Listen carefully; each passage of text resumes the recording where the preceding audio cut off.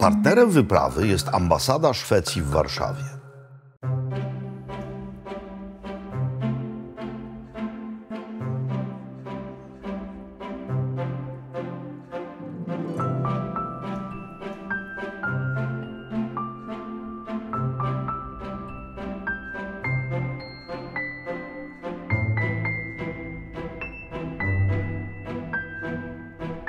Rzuciło nas daleko na północ, moi drodzy. Jesteśmy w Szwecji, to jest Bałtyk, to jest Zatoka Botnicka, ale ona bardzo niedaleko stąd się kończy. Jesteśmy w rejonie geograficznym, który nazywa się Norrland, a ten region administracyjnie nazywa się Västerbotten. Jesteśmy w miejscu określanym jako Wrota Laponii. To jeszcze nie jest Laponia, ale ona się bardzo niedaleko stąd zaczyna i jest to miejsce przecudne. Będziemy kwaterować w mieście o nazwie Skellefteå, jakieś 50 minut stąd. Ono też będzie pokazywane. To wszystko będzie celem niejednego naszego odcinka, ponieważ jest to piękne i warte pokazywania.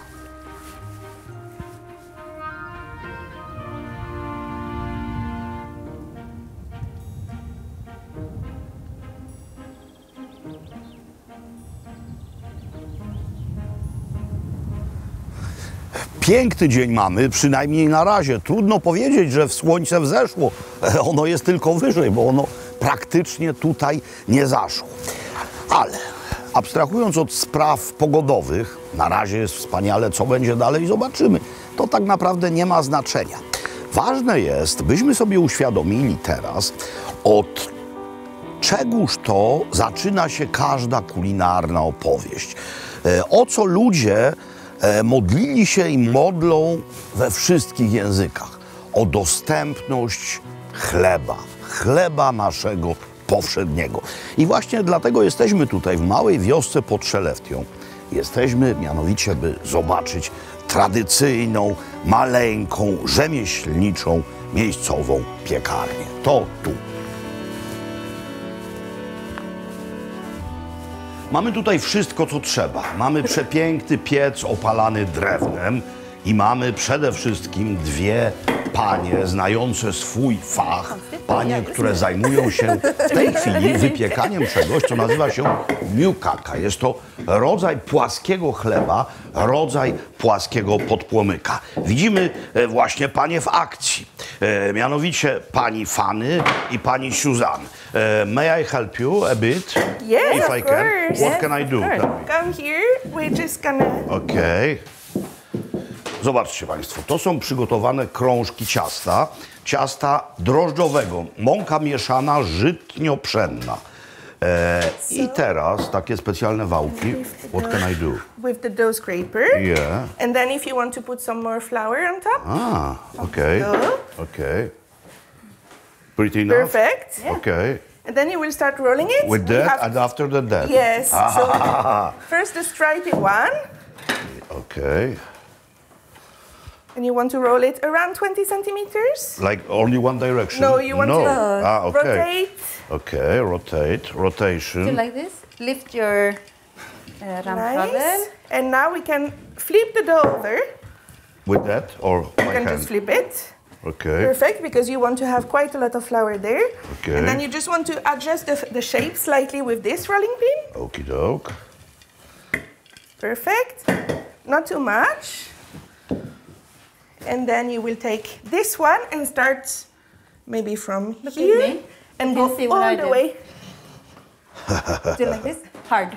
And you want to do it really hard so that you make holes in the dough. Okay. Lift it. And then the other way as well, like a cross. Jestem teraz brutalnie silny. Perfect. Perfect. Good? Yes. And then you will lift it over onto the tray over there and flip it upside down. Okie doke. It's okay. Like that? Perfect. And now upside down. Perfect. And then we'll leave them to prove. Like this. Drodzy Państwo, jak widzicie, to jest kształt podpłomyka. My to będziemy piekli i jedli pod postacią świeżą, ale to jest baza do czegoś, co pozwalało tutaj ludziom przetrwać w trudnych zimowych miesiącach. Kiedy nie było dostępu do świeżego chleba, kiedy mieszkało się w jakiejś samotni, było się odciętym od świata przez zaspy, mnóstwo śniegu i dziką przyrodę. Ponieważ to też można po upieczeniu wysuszyć i wtedy powstaje słynny chrupki chleb. Zresztą pokażemy to, jak będzie gotowe. How long it has to be baked in the oven? About 2 or 3 minutes. Ah, Yeah, so it's going to be very quick. it's like So you need to have your hands ready and to be very prepared. like a pizza dough. Like a pizza. Yeah. What the temperature is in? Oh, I would say 500 degrees. Yeah, it's very similar way. 600. Very Yeah. similar way. Yeah. Okay, we will watch it till the end. Okay. Yeah, we will. Thank and you. then we're gonna eat. Okay. Oh, that's the best information. Is it ready to eat? Yes, it is. But first, we need to brush it. So we always brush it very hard like this. For what? To be pretty, to make them pretty? No, it's because you don't want to eat this flour. Because dry flour is not very nice in your mouth. The bread is pretty without brushing as well. And then you take a knife and you cut it in half like this. And you make it stay. And then it's ready to eat. Ready to eat. Ready Yeah. to eat Let's have with some butter, of course, salted butter with extra salt. salted butter with extra salt. Yes. Bit of butter. A lot. A lot. Perfect. Yes, good Yes. portion. Oh yes, oh yes, And it's oh melting yes. because the bread is still warm from the oven. Of course it is, it is, Yes. it is. Sorry. Sorry, it's not elegant that I took it at first, but looks beautiful. Yes. You- And then Let's say a bit about the spices. You've got the spices Yes. for baking a bread, for a pastry. So the what's that? traditional Yeah. ones, we have caraway seeds, fennel seeds, and anise. Uh-huh. And we roast them, and then we grind them to a powder and have them in the dough. But a bit. It's not an oppressive portion No, it's of just spices. slightly fragrant. And some families have more or less spices, depending. But you need to try with the cheese as well. Local one, Yes, 20 minutes away in Bucharest. put it on the top. Yes. Sorry, me first, that way. And general question. Tak? We have a coffee. We have a cinnamon rolls. Yes, the kanelbulla. Kanelbulla. So, is it means that this is a part of fika? Yeah, we're actually having fika right We are now. in fika. The kanelbulle or cinnamon rolls is the most typical fika Yes. that you Of have. course, It's everybody knows Yeah. that this is a part of fika, coffee and the cinnamon Yeah. kanelbulla. But this is also part of fika. This is also fika. Fika is not really what you eat. It's you need a break. You need to be with your friends or your family for a short while to take a small break and enjoy each other. And of course, you need to eat something and have coffee. Yeah, How many fikas per day is all right? as many as you want. Yeah. With that bread, with that butter, with that cheese, 10 fikas will be okay. No problem. No problem. Welcome to Sweden. Ladies, thank you very much. That was a beautiful moment of our traveling, because bread is the most important thing of a diet, of the human diet. And that bread is not only very local, it's not only beautiful, but it's very, very tasty, made with a passion, made with a love, and I can feel it. Yeah, good. Tak. Tak. Tak. A powiem wam coś jeszcze. Panie pieką ten chleb, gdyż to kochają. Nie są zawodowymi wytwórczyniami chleba. One po prostu na Facebooku ogłaszają, że dzisiaj pieką. Mogą piec kilkaset takich chlebków dziennie. I wtedy chętni z Facebooka zgłaszają się, przyjeżdżają, biorą. To jest pasja, to jest miłość. I to się czuje.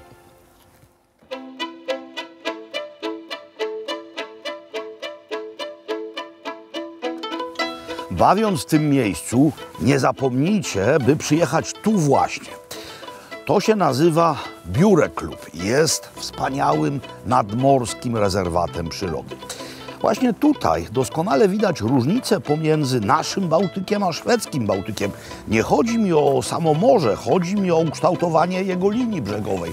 U nas mamy szerokie, piaszczyste plaże, a tutaj właśnie to, czyli skały, wybrzeże szkierowe, mnóstwo małych, skalistych wysepek. No one tam gdzieś są, a w ogóle tutaj mamy Zatokę Botnicką. Gdyby popłynąć w tamtą stronę, to niedaleko mielibyśmy owej zatoki koniec. Tam jest Finlandia, a za nią Rosja. Ale tutaj przewidywalna i piękna, północna Szwecja. Wysepki, wybrzeże szkierowe, Biure Klub.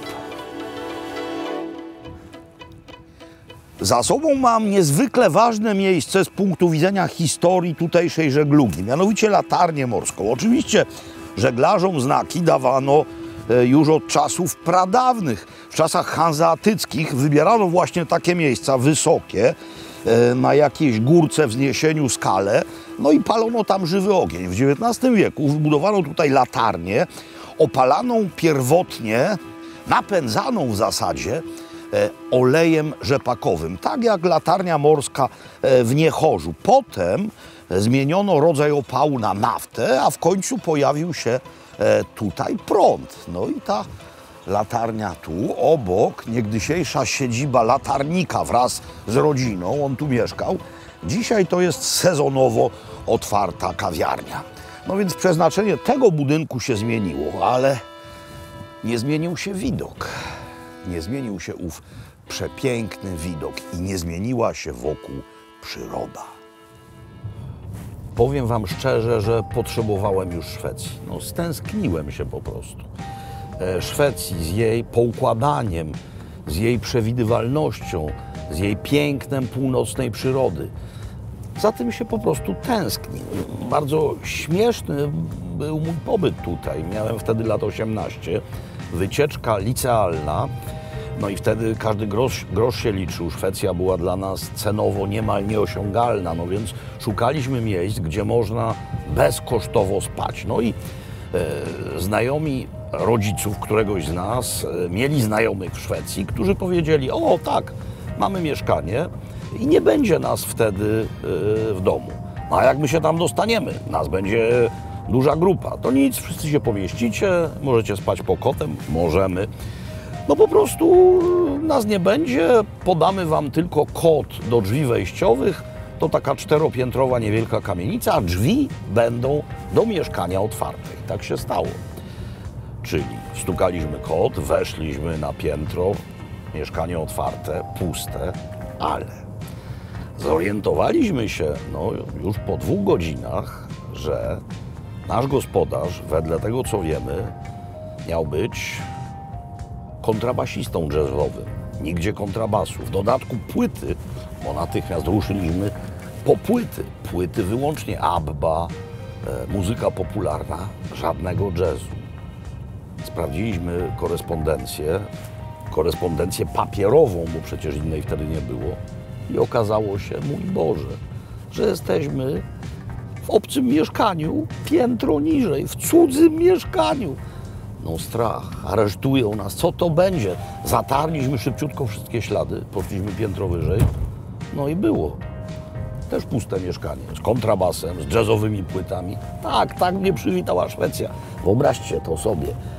Wtedy, rok 81. Znać tylko kod do drzwi wejściowych do kamienicy i móc hasać po wszystkich mieszkaniach. Niewyobrażalne. A potem ileż wspaniałych przeżyć. No, kiedy założyliśmy kanał YouTube w pandemii, ugotowałem u siebie w domu jeden z pierwszych programów. Pokusę Janssona, Janssons Frestelse.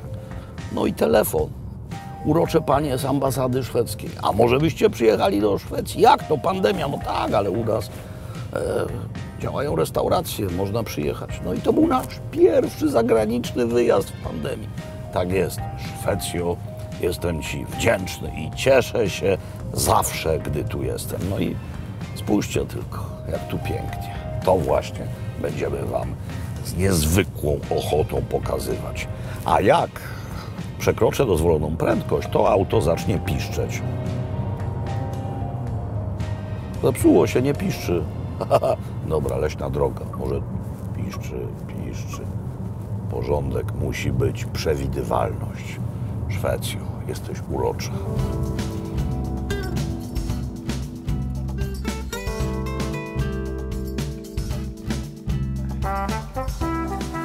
Oto auto, które pobraliśmy z wypożyczalni, a to jest nasza baza. Kemping w mieście Skellefteå.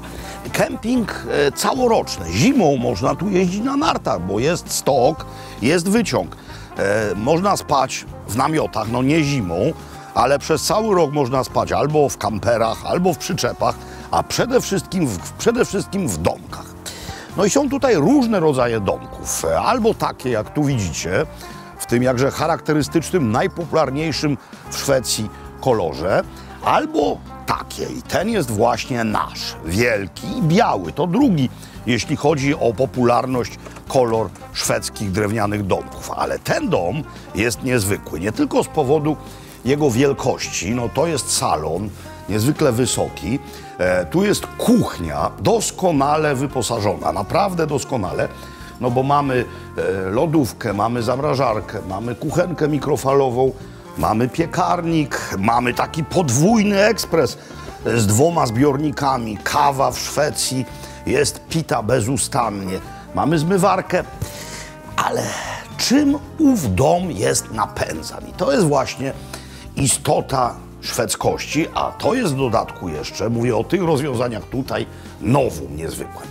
No zacznijmy od rzeczy już konwencjonalnej, czyli mamy panele słoneczne, no i te panele słoneczne wytwarzają oczywiście energię elektryczną. No ale tak, to się dzieje teraz, to się dzieje na wiosnę, to się dzieje latem, ale jest tu długa zima i wtedy słońca jak na lekarstwo, w ogóle światła jak na lekarstwo. Co wówczas? Teraz mamy nadwyżkę prądu wytwarzanego właśnie poprzez słoneczne panele. I owa nadwyżka prądu służy do wytwarzania gazu wodorowego. I z kolei, kiedy nie ma wystarczającego nasłonecznienia, to ów wodór wytwarza prąd. I w związku z tym jest to niemal perpetuum mobile. To jest rozwiązanie eksperymentalne, ale dom zeroemisyjny, dom idealny, jeśli chodzi o ekologię. Tutaj mamy 2 łazienki i woda włącza się na fotokomórkę, żeby jej nie marnować. No wszystko jest tak, jak należy. I to jest arcyszwedzkie. A ów dom jest nowością. Miejscowi są z tego bardzo dumni, a nam się tutaj mieszka po prostu doskonale i bardzo szwedzko.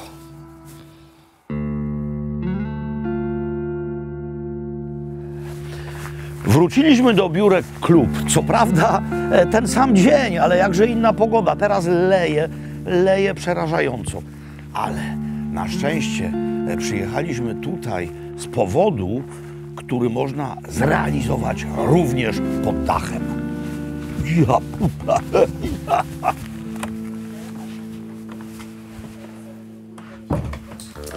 Niezwykła gratka dla mnie, ale i niezwykła gratka, jak myślę, dla Was. Otóż zostałem zaproszony na specjalny rodzaj party. Przyjęcie rakowe. Ono odbywa się z reguły na zewnątrz, no chyba że leje, więc jesteśmy pod dachem. Pani Saleta, nasza lokalna przewodnicza siła, i pan Nils, który jest tu gospodarzem. Jesteśmy w miejscu, które wygląda jak prywatny dom, ale tak naprawdę jest to restauracja. No i clou programu, czyli gotowane raki. Są też inne rzeczy. No jest na ciepło wędzony łosoś, jest wspaniała arktyczna, nordycka malina, morożka. But this is the most important thing. Season just start. The high season is August, if I thinking well, yeah? The traditional high season is in August because long time ago we had crayfish in Sweden since the middle of the 1500s, but that was just for the royalties and the rich and famous people. Yeah. And until in the middle of the 1900s, we only fished in the lakes and the rivers and stuff, and I mean it's not commercial, so we didn't get that much crayfish. But in the middle and late 60s, it was a company in Sweden who started to import crayfish from Turkey and China is the two biggest, and then we got plenty of crayfish. So that's where the popular Kraft Triva did started. Before it was like a harvest feast, but now it's for everybody because we got plenty of crayfish. Because of the turkey. but in 2 Michelin stars restaurant in Champagne in France, they serve us crayfish cooking with in champagne wine, crayfish imported from Turkey. How to eat it? Tail is the best part. Tail is the most meat. Then you got inside the head. You got what it's called a butter, but it's a little bit difficult to get, and all of the crayfish doesn't have it. But it's very tasty. But it's a little bit. It's kind of crabbish taste of it. So it's a little bit different. I love crabs, but let me try that one. Beautiful. Yeah. But okay, not only crayfish. We have local products only. Okay, Aquavit, local craft beer, but this is very interesting. Yeah. This is tart with the local cheese. Yes. What the name of the cheese? The cheese is looking like that. Yeah. And it's called Västerbotten cheese. Västerbotten cheese. Yes. Okay. Like the community, Västerbotten. Yeah. And it is very important to know with this cheese, it can only be made in Västerbotten because of the cows are so happy that the milk they produce is just for this cheese. They try to produce it in other places, but it is very necessary to be living in Västerbotten to have this cheese. There is a couple of things which we have similar in Poland, in Sweden and in Poland. And I think one of the most important things is that we love dill. Dill is our most important green stuff here. In places where there is no dill, there is no good food. Let's drink for it. And thank you very much for the invitation. Skål. Skål. Okej. Widzicie Państwo, to jest właśnie... Plastic cups is very important for the Kraft Triva. To jest właśnie, wszyscy mają brudne łapy, rękami jedzą kraby, nie kraby, tylko raki i tutaj też są raczki. Skål. Skål.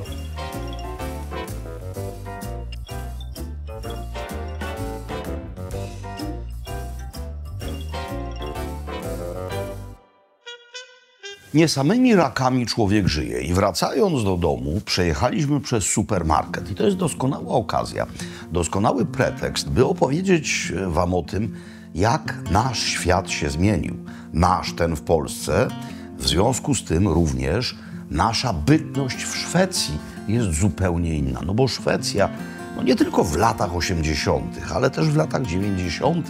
była krainą dla nas mityczną, prawie nieosiągalną cenowo. A w tej chwili, no właśnie, byliśmy w sklepie. Byliśmy w sklepie, więc warto wam powiedzieć, co tutaj ile kosztuje. I jak to się ma do naszych cen. Zacznijmy od rzeczy najdroższych, które mam przed sobą. To wszystko kupiłem w sklepie przed chwilą. Kostka masła. To nie jest kostka masła 200-gramowa jak u nas, tylko 250 gramów ma tutaj zwyczajowa kostka masła, a są też wielkie, znacznie większe, bo masła tutaj używają bez liku. No i kostka masła rzeczywiście dużo droższa niż u nas. 44 korony i 99, czyli niecałe 18 zł na nasze. Tak, więcej. Druga rzecz droższa. Ziemniaki. Piękne wybrałem. Cudne ziemniaki, selekcjonowane. Kilogram ziemniaków, tych właśnie, kosztuje 18,90, czyli mniej więcej 7,50 na złotówki. Tak, to jest więcej, ale teraz pozostałe rzeczy. Zobaczcie. Przecudny wędzony łosoś. Paczka ma 300 gramów. 300 gramów doskonałego wędzonego łososia na zimno. I ten łosoś kosztował 98,90 w koronach, czyli na polski 39,56. Nie ma bola, byśmy za taką cenę w Polsce dostali łososia wędzonego, a już takiej jakości no chance. Kolejne rzeczy. Uwielbiam takowe krewetki. To są krewetki miejscowe. Zobaczcie, jakie piękne. Ugotowane w zalewie. Jeśli odcedzić ową zalewę, to mamy tutaj 280 gramów tychże krewetek. I to kosztuje na nasze 35 zł. Również nie znajdziecie czegoś takiego w takiej cenie w Polsce. To jest rzecz, która może być śmieszna, ponieważ jest to ser topiony. Ale ser topiony, który wręcz ubóstwiam. Ser topiony z kawałkami krewetek. I tenże ser topiony, taka wielka tuba, 275 gramów, kosztuje 18 zł z kawałkiem. No więc również, po pierwsze, czegoś takiego nie ma, po drugie, u nas, po drugie, taka tuba, jakby była, kosztowałaby na pewno więcej. Tu mam w tejże cenie samej, bo to może być w tubie albo w takich właśnie pudełeczkach, ser topiony z kawałkami raków gotowanych. Widzicie? To jest to, co przed chwilą jedliśmy. To kosztuje dokładnie tyle samo. 18 zł z lekkim kawałkiem. To wszystko rzeczy szwedzkie. Kupiłem również jedną rzecz nie szwedzką, włoską, kalabryjską, pikantna kiełbasa nduja. I ta nduja kosztowała 21 zł. U nas kosztowałoby to 5 dych. Więc po pierwsze, chcę wam powiedzieć, że Szwecja nie jest już tak oszałamiająca cenowo. Nie kłamię. Tu mam dokładne paragony. Po drugie, to wszystko będzie mi potrzebne do zrobienia czegoś, co jest dowodem na to, że mając kuchnię, a nie tylko w takich kosmicznych, wodorowych domach jak ten, również w tamtych domkach, normalnych domkach są kuchnie, można żywić się samemu tutaj za normalne pieniądze. Z tego zrobię za chwilę coś ekstra. A cóż można zrobić z tak pięknymi szwedzkimi ziemniakami? No oczywiście można z nich zrobić, a nawet powinno się z nich zrobić bardzo słynne szwedzkie danie. Ziemniaki Hasselback. Wymyślone kiedyś w restauracji Hasselbacken, położonej na jednej z wysp archipelagu sztokholmskiego. Ziemniaki zapiekane, przygotowywane w bardzo specyficzny sposób. Po pierwsze, potrzebujemy dobrych ziemniaków, dużych, w mundurkach, w łupinach, umytych. I teraz musimy te ziemniaki naciąć w bardzo specyficzny sposób. Chodzi o to, że właśnie, żeby je ponacinać, ale nie przeciąć do końca. Musimy mieć jakiś ogranicznik. Kładziemy na przykład 2 drewniane łyżki albo 2 noże. I teraz zobaczcie. Nóż, i to jest jedyna rzecz, którą przywiozłem ze sobą. Jak za daleko pójdzie, to uderzy o metal tego, co tutaj leży. Więc nie przetnie tego całkowicie. O to właśnie chodzi. Robimy takowe nacięcia. O, tak właśnie. Czego potrzebują ziemniaki na pewno? Potrzebują soli i tłuszczu. No więc mamy na razie pierwszy tłuszcz olej albo oliwa. W tym wypadku jesteśmy w Szwecji, nie oliwa. Olej rzepakowy. Do tego dość sporo soli, ale jeszcze zioła. Zioła, mianowicie kupiłem świeży tymianek i świeży rozmaryn. Tak, soli dużo. No i też mam młynek z czarnym pieprzem. I teraz takową mieszanką to wszystko będę smarował. To na razie odkładamy, tutaj siekamy. Siekamy rozmaryn, nie za dużo, to nie może być opresyjne. I tymianek. Tymianek tak naprawdę młodziutki, więc przesiekam go razem z gałązkami. Całe to i to wszystko znajdzie się w środku. To wszystko wymieszam i tym będę ziemniaki nacierał. Mam tutaj blachę wyłożoną papierem do pieczenia. Teraz taka niezwykle prosta mieszanka. Cak, cak, cak. Bierzemy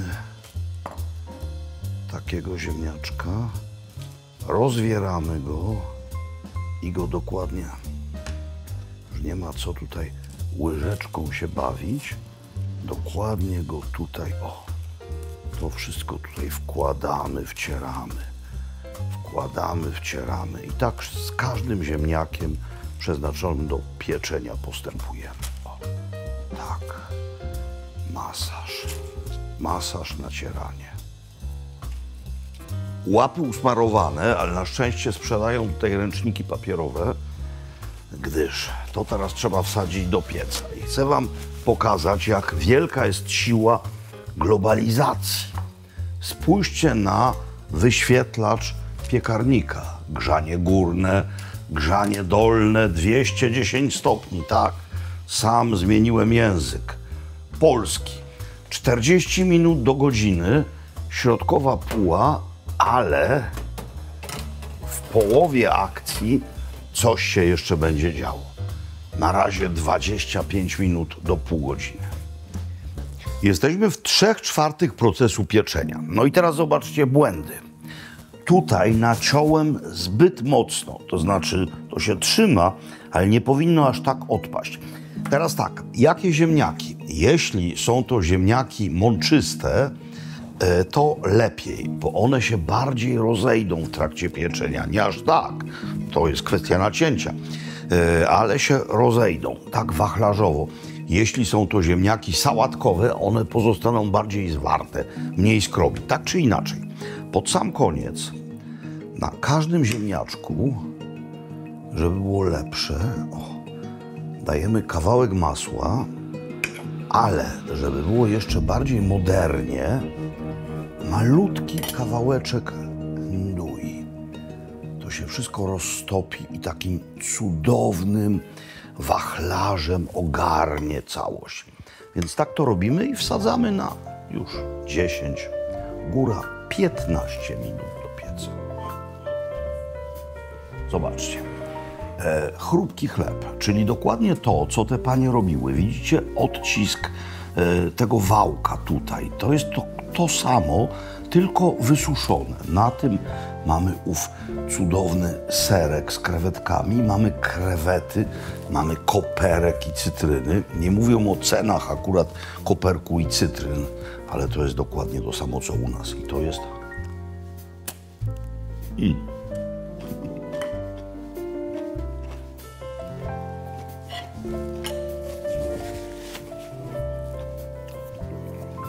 To jest piękne. Mamy łososia nakoperkowanego. Można go nacytrynić. I mamy ziemniaki Hasselback. Zobaczcie. Wziąłem te egzemplarze dobrze nacięte. Dobrze namaślone są wszystkie. Dobrze posolone są wszystkie. Jest ta nowoczesna nutka ndui, czyli delikatna pikantność.